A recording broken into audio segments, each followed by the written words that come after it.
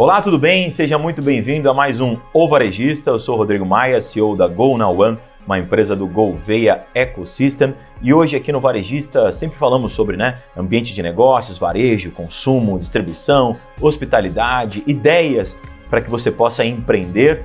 Hoje um programa especial sobre pessoas. Vamos falar sobre ser humano, especificamente em algumas nuances de trabalho. E para falar sobre isso, eu trouxe a advogada Patrícia Shimano, que faz parte do movimento VAT, Vida Além do Trabalho. Primeiro de tudo, Patrícia, muito obrigado pela sua presença, obrigado por estar aqui com a gente e conversar sobre esse tema tão polêmico como a gente vai ver que vai ser esse tema de hoje. Sim, Rodrigo, vai ser bem polêmico e obrigada pelo convite e a oportunidade de estar aqui falando um pouquinho sobre o movimento VAT, Vida Além do Trabalho.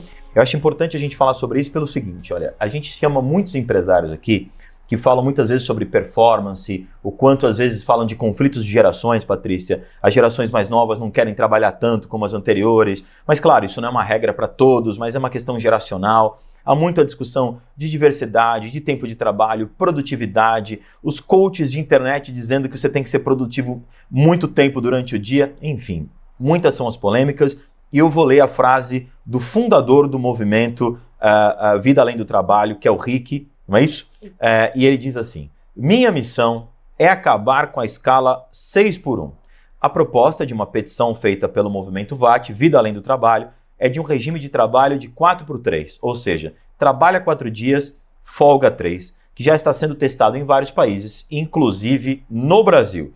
E aí a gente tem essa história do Rick Azevedo como fundador e você como ativista do movimento e advogada do movimento também para conversar com a gente. Vamos começar do início para todo mundo entender, um papo bem tranquilo sobre um assunto polêmico. Acompanha e já te faço a primeira pergunta, você que está assistindo a gente, você é a favor de trabalho 3 dias e folga 3 dias do que, num geral, trabalha 5, folga 2, ou em muitos casos, inclusive recentemente, trabalha 6 e folga 1? Você é a favor do trabalha 4 e folga 3? A gente vai conversar sobre isso. Então vamos começar. Movimento VAT, Vida Além do Trabalho, como é que ele surgiu pelo fundador, pelo Rick, e qual é a grande proposta dele, e aos poucos a gente vai para os temas. Vai lá.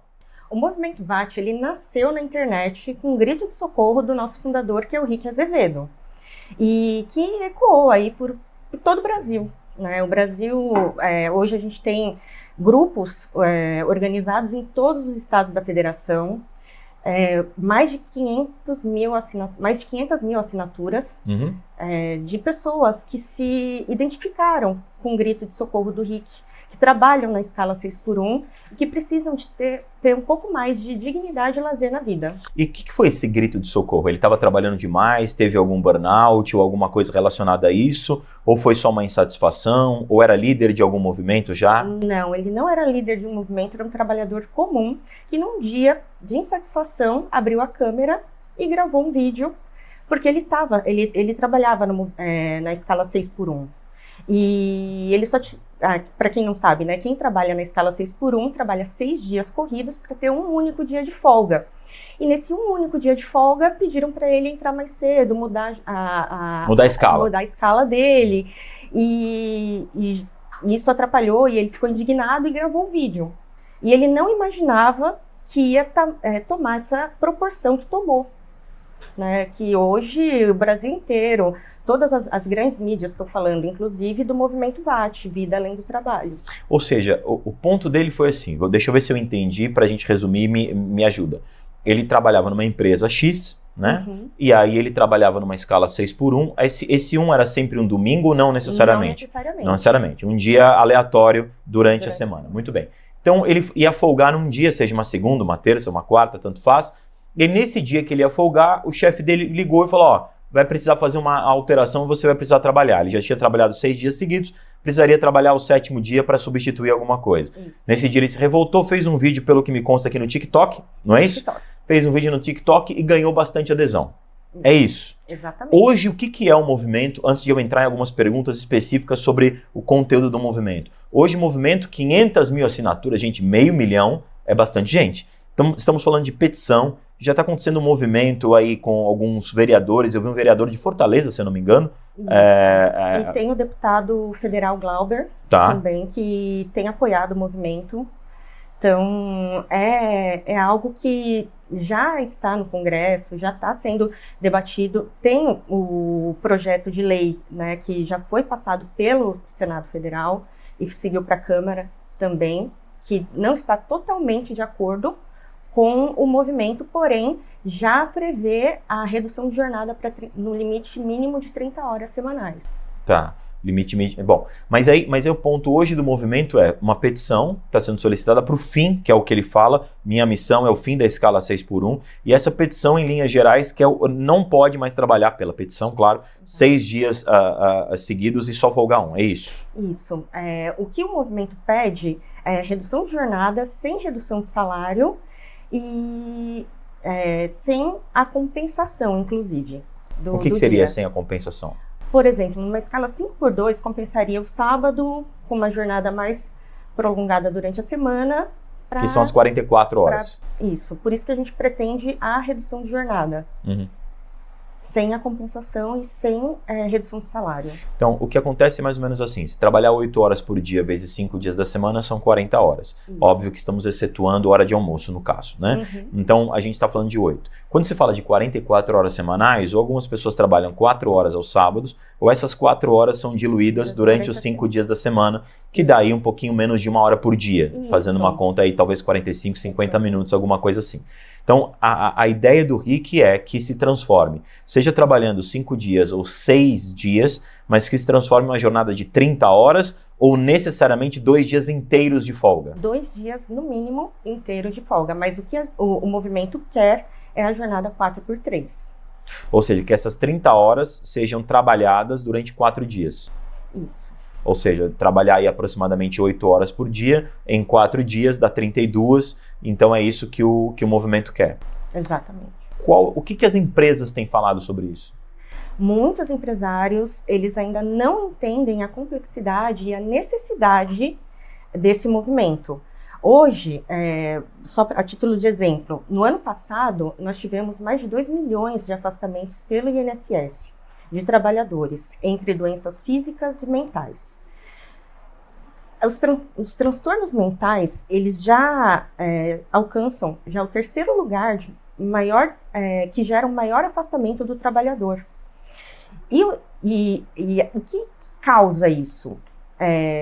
Alta competitividade, jornadas longas e exaustivas, pressão no trabalho.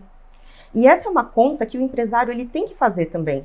Ele precisa pensar em medidas preventivas para que doenças ocupacionais, como o burnout foi incluído, né, foi reconhecido pela OMS como a doença ocupacional também. Então, o empresário hoje, ele tem que lidar com uma nova realidade e se adequar a novos modelos de negócios. E eu acho que você está dizendo isso, eu vou puxar um gancho, e quando você estava falando, justamente eu fiz uma anotação aqui, peguei um dado, que a gente está em Janeiro Branco. Né? E o Janeiro Branco fala de saúde mental, né? E claro que a gente sabe que saúde mental não tem apenas a ver com questões de trabalho. Não estou fazendo uma associação direta, mas a gente sabe que também o trabalho gera determinados tipos de problema, que é o que você está mencionando, como o MS colocou a questão do burnout. Você consegue explicar, antes de eu dar alguns dados, e eu lembrei aqui do Janeiro Branco com relação à saúde mental, você consegue me dizer o que é necessariamente o burnout?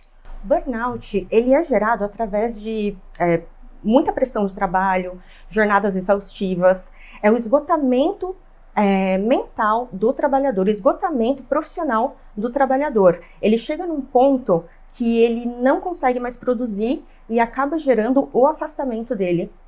Algumas pessoas dizem assim, em gerações anteriores, eu estou dizendo algumas pessoas dizem porque por enquanto eu estou no empírico do que a gente conversa. Eu já vou trazer alguns dados aí para todo mundo de casa, principalmente relacionados à saúde mental, alguns transtornos, burnout, etc.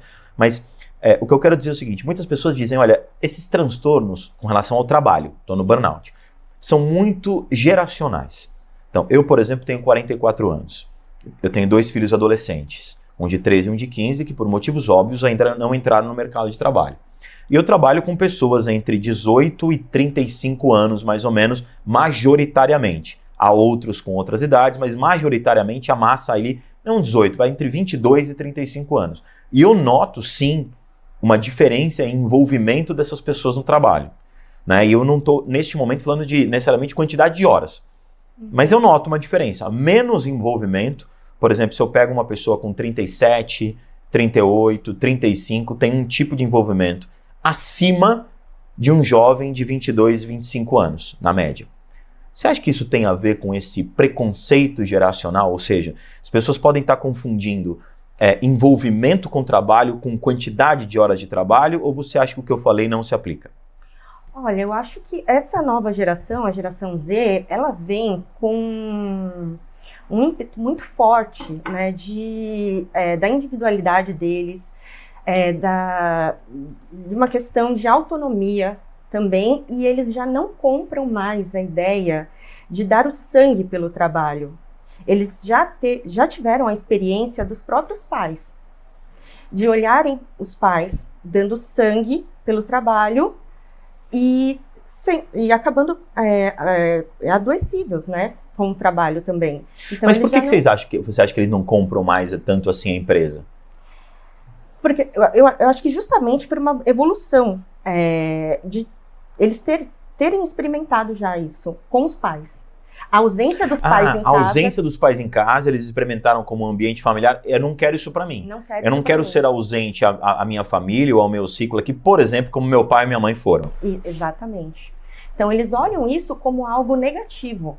E eles não querem mais trabalhar longas e exaustivas jornadas no trabalho, ficar até tarde no trabalho, fazer hora extra. Eles não querem mais isso. Tanto que, assim, a adesão pelo home office é muito maior entre os jovens. Eles preferem o home office. Eles querem ter mais autonomia, mais tempo para viver. Tá. Eu vou trazer alguns números e depois eu vou entrar em algumas questões mais polêmicas. Porque eu preciso fazer a mediação do que muitas vezes o público está assistindo e está pensando. Vamos lá, vamos pegar alguns números primeiro. Olha, segundo aqui, olha, a Associação Nacional de Medicina do Trabalho, obviamente estamos falando aqui do Brasil, aproximadamente 30% dos trabalhadores brasileiros sofrem com a síndrome de burnout, que, como você disse, uma doença ocupacional reconhecida e classificada pela OMS em 2022. 30% é bastante gente. Se a gente pensar no janeiro branco, que são os números relacionados à saúde mental, e sempre lembrando, essa saúde mental não tem relação direta com os transtornos, por exemplo, como uma síndrome de burnout, né? Mas tem a ver com a questão da saúde mental das pessoas como um todo, inclusive em questões familiares, como a doutora disse. Então, olha, os números mundiais, 5,8% da população mundial, ou seja, sofrem algum tipo da população mundial não, da América Latina, sofrem algum tipo de transtorno ou de depressão. E olha só, em relação aos transtornos de ansiedade, né, o Brasil é o recordista mundial, com 9,3% das pessoas com algum tipo desse problema. 9,3% das pessoas têm algum tipo desse transtorno de ansiedade. Você acha que isso tem muita relação com o trabalho? Eu acredito que o trabalho influencia muito, porque, querendo ou não, você passa mais de 8 horas, você dedica mais de 8 horas do seu dia ao trabalho. Uhum. Então, e isso, quem está na escala 6x1 são 6 dias. 6 dias. Direto. Tem muita influência, sim. E como é que a gente resolve? É só, quando eu digo só no sentido quantitativo, tá? É só reduzindo a jornada de trabalho, você acha que já resolve? Porque quando a gente pega, lembrando que esses dados que eu passei são da OMS, tá? Que revelam que o Brasil tem os números de 5,8% da população que sofrem de depressão, tá? Que é a maior taxa da América Latina, segunda maior das Américas e a quinta do mundo em relação aos transtornos de ansiedade. Já o Brasil é recordista mundial, com os 9,3% da população com algum desses problemas. Então, sempre lembrando que o que eu estou dizendo são dados da OMS. Então, você acha realmente que reduzindo a jornada de trabalho, esses problemas são resolvidos? Em grande parte, acredito que sim. O fato de você ter maior convivência familiar, ter maior tempo para se dedicar a outras coisas da sua vida, por exemplo, aos estudos, conseguir melhores condições de trabalho, até mesmo para você poder ter o crescimento pessoal, né, da pessoa, eu acho que pode melhorar e muito. Bom, aí começamos as perguntas polêmicas. Já passei aqui os dados do OMS, sempre lembrando, né, para recapitular os dados para não ficar nenhuma dúvida, olha só. 9,3% da população brasileira, que é recordista mundial, sofrem com algum tipo de transtorno de ansiedade, 9,3%. E aquele dado que eu falei de 5,8% é com relação à depressão aqui no Brasil, cerca de 12 milhões de pessoas, a maior da América Latina, como eu disse. Quando a gente fala, por exemplo, de produtividade, há algumas empresas que divulgam em diversos setores, divulgam dados de resultados financeiros muito positivos, com resultados, olha, a empresa faturou tantos milhões esse ano, foi muito bem, teve resultado operacional. E aí o argumento dos empresários, eu não estou aqui nem defendendo e nem atacando, eu estou trazendo o argumento para a gente poder falar sobre o tema. O argumento dos empresários é, a empresa só deu certo, faturou tanto, e a vida das pessoas que trabalham nessas empresas, que ganham participação nos lucros, que ganham salários maiores, comissionamentos, também mudou. E eles puderam mudar a vida da família deles com maior recurso financeiro por conta desses resultados. E esses resultados vieram por conta de um envolvimento muito grande do trabalho. Às vezes trabalhar 8, 10, 12, 14 horas num dia, numa semana, ficar lá mais tempo, se envolver mais com o trabalho, etc. Muitos empresários argumentam que isso faz com que o crescimento da empresa aconteça, mas acima de tudo, com que o crescimento das pessoas que trabalham nessa empresa também aconteçam com suas famílias. O que a gente responde para esses empresários? O que o movimento, melhor dizendo, responde para esses empresários?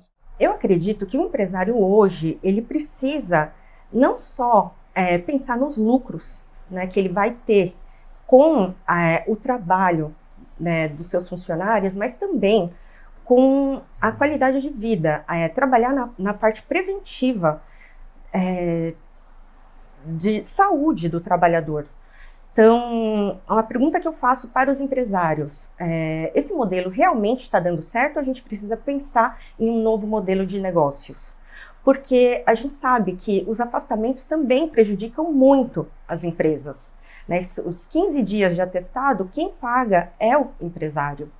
Depois do afastamento, é toda a sociedade que está custeando isso. Então, a pergunta que eu faço, a gente vai continuar enxugando gelo ou o empresário ele vai encarar esse problema de frente e pensar em um novo modelo, pensar em melhores condições de trabalho, pensar em mais qualidade de vida e reduzir, talvez, minimizar, né, esse impacto que tem na vida dos trabalhadores, principalmente quem está na escala 6x1, que uma grande maioria recebe um salário mínimo. A gente não está falando de pessoas que recebem altos salários, que estão em cargos de gestão. A gente está lutando por trabalhadores que estão ali no varejo, o vendedor, que na época de festividade, agora no final do ano, chegaram a trabalhar mais de 14 dias direto, sem folga. Então, a gente está falando desse tipo de trabalhador. Quando você fala do varejo, foi muito bom você citar, até porque a gente está aqui no varejista. Sim. Justamente isso que você mencionou do trabalho, os empresários se colocam, e eu também não posso ir contra essa linha de raciocínio. O fim do ano, por exemplo, para o varejo, onde é o ponto de aquecimento, tanto para a empresa como para o comissionamento dos vendedores. Há algumas empresas, por exemplo, que inclusive já tiveram aqui, que fazem suas convenções do fim do ano e treinam e são ansiosos por esse momento do fim do ano, porque, óbvio, a empresa ganha mais dinheiro, óbvio que sim, e os colaboradores, os funcionários, ganham mais comissionamento. E é quando eles também conseguem um recurso financeiro para sustentar suas famílias. Então, você entende a minha pergunta? E até por isso que eu fiz questão de trazê-los aqui do movimento, porque fica uma tentativa de equilíbrio que eu confesso, vou aqui assumir uma grande interrogação. Eu fico com uma grande interrogação. Não vou aqui fugir de uma responsabilidade de me colocar nesse sentido, porque todo mundo sabe que eu apresento o programa, eu também sou empresário do setor. Então, eu fico pensando assim, tudo bem, vamos pensar na saúde mental dos colaboradores, falamos de dados aqui gerais, aqui de Janeiro Branco, não apenas do trabalho, mas como é que a gente faz com a sazonalidade?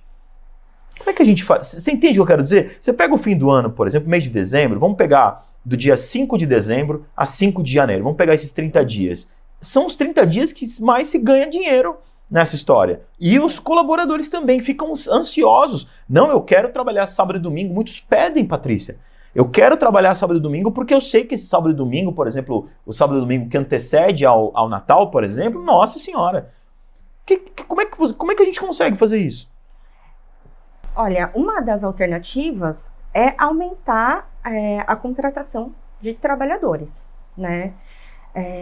Pode ser através do intermitente, do temporário. Essa sazonalidade ela pode ser contornada com a contratação de mais pessoas.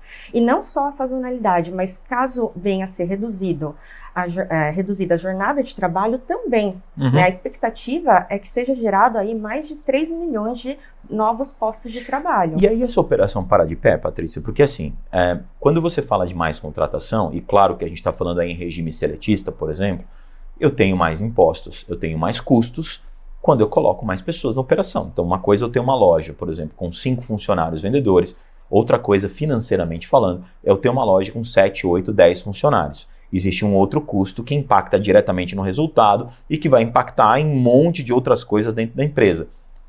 Quando vocês fazem essa proposta de tirar o 6x1 e ir para 5x2, ou o ideal, segundo o fundador, e você que é uma ativista, o 4x3, essa proposta para de pé, operacionalmente falando, dentro da estrutura financeira da empresa? Olha, eu acredito que, assim, aumentando a base de trabalhadores, aumentando o número de trabalhadores, aumenta-se também a base de consumo. Então, isso pode aquecer muito mais a economia e gerar muito mais renda e lucro para as empresas, né? Renda para os trabalhadores, aí o número de desemprego é muito grande aqui no Brasil, e para as empresas, que vão ter mais consumidores consumindo. Porque mais consumidores consumindo, porque mais pessoas têm emprego. É isso que você quer dizer. Exatamente. Mas quando a gente fala de 4x3, por exemplo, ou seja, 3 dias de folga, vamos admitir aqui, só em caráter de exemplo, sexta, sábado e domingo. Só que sexta, sábado e domingo, para essas pessoas estarem de folga e, como você diz muito bem, curtirem as suas vidas, elas precisam ter entretenimento, por exemplo, na cidade. Vamos exemplificar aqui São Paulo, onde a gente está no momento. Então, elas precisam ter entretenimento. Elas precisam trabalhadores precisam pegar um metrô, se o metrô está funcionando, então tem gente que está lá trabalhando. O trabalhador precisa pegar um ônibus, o trabalhador precisa chegar num parque, o trabalhador precisa chegar num shopping, o trabalhador precisa chegar em algum evento que está acontecendo, algum show, algum teatro, o trabalhador precisa chegar num bar, num restaurante, enfim, podemos citar aqui, ele precisa ter algum movimento na cidade acontecendo para ele curtir essa vida dele, ou, por exemplo, pega a Avenida Paulista, que fica fechada, por exemplo, aos domingos para entretenimento, mas que há vários trabalhadores autônomos ali, né, que se beneficiam disso, vendendo seus produtos e serviços. Como é que a gente faz para, nesses 3 dias de folga, a cidade funcionar para o entretenimento, mas ao mesmo tempo os outros têm que folgarem? Como é que para isso de pé com tantos trabalhadores assim? Então, na verdade, o que a gente pensa, calma, Rodrigo, não, a gente não quer paralisar o comércio, a gente não quer acabar com bom falar isso, viu? Não, a gente não quer a gente paralisar o comércio, gente, pelo amor de Deus. Não é esse o intuito do movimento. Mas, colocando um regime de escalas e fazendo esses trabalhadores girarem, porque não necessariamente as folgas precisam ser aos domingos, né? Pode ser um domingo, é garantido um domingo no mês para o trabalhador, todo e qualquer trabalhador tem um domingo no mês, mas colocando as folgas na semana, acumulando com domingo, ou às vezes um sábado, não necessariamente vai ser sexta, sábado e domingo. A gente vai precisar pensar num novo modelo para readequar essa escala dos trabalhadores. E o Rick, você que é uma advogada ativista do movimento, vocês sentaram com empresários para pensar nesse modelo? Nós pensamos, por enquanto, o movimento ainda é muito incipiente. A gente Claro. A gente está ainda começando, agora que a gente atingiu as grandes mídias, mas o movimento em si, ele pensa em levar para Brasília o debate, abrir audiências públicas para escutar a sociedade civil em geral, inclusive empresários. Olha, eu faço um convite, tá, para o Rick, que eu sei que ele é fora de São Paulo, para ele vir aqui para a gente conversar. Eu faço um convite para que ele traga e que você traga algum empresário que que está testando ou já testou esse modelo, porque eu confesso, eu como empresário também, eu tenho muitas dúvidas sobre esse movimento. Ao mesmo tempo em que eu desejo objetivamente que a saúde mental dos colaboradores que trabalham comigo esteja em dia e muito bem para que eles possam ser produtivos e possam render para a empresa, eu também não posso deixar de ter resultado na empresa, porque senão a empresa fecha. Então, essa equação toda não considero ser uma equação fácil. E eu estou trazendo vocês aqui, fiz questão de trazer vocês aqui, porque eu quero dar voz a isso. Eu não quero me fechar no mundo dos empresários e falar, não, a gente precisa de resultado e acabou. Não, a gente precisa de resultado. Mas como é que a gente equilibra isso? Quero dizer que eu estou à disposição, quero dizer que eu quero trazer o Rick aqui. Se vocês quiserem me indicar um empresário que já está fazendo esse teste, quiser aqui falar, para falar como é que ele montou esse modelo, porque eu acho que o que a gente precisa, que é o que você mencionou, é o diálogo, né? Sim, com certeza. A gente precisa abrir para que mais pessoas tragam novas ideias, novos modelos de negócios, porque a conta ela já está batendo na porta do empresário, inclusive. É um ponto aqui que eu trago, e eu já fiz vídeo sobre também, é sobre a desoneração da folha de pagamento. Está ligada diretamente à Previdência, à contribuição patronal, que hoje, praticamente, através da medida provisória, acabou.